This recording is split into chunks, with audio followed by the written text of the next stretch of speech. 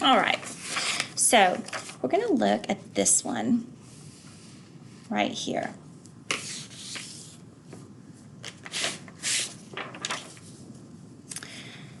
The original price of a DVD is $18. The sale price is 20% off the original price.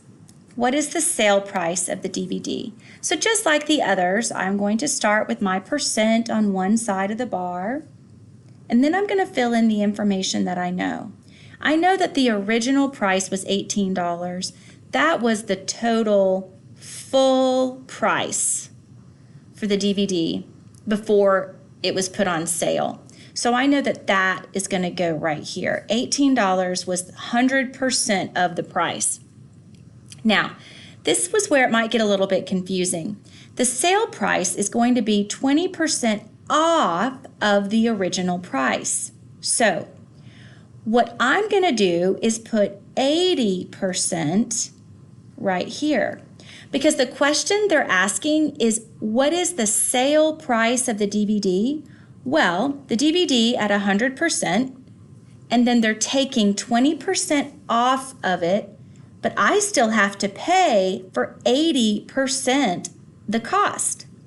So I'm going to put 80% here instead of 20. And I'm trying to find the cost on sale. That is the variable. That's what I'm going to be solving for. So again, I'm going to cross multiply. Here's my bat, and there's my ball. So 80 times 18.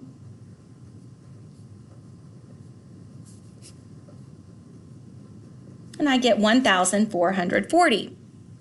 I'm going to take 1,440 and divide it by 100.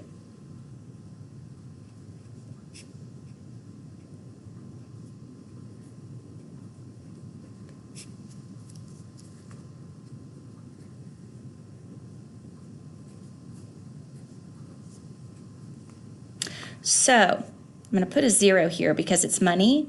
The cost of the DVD on sale for 20% off is $14.40.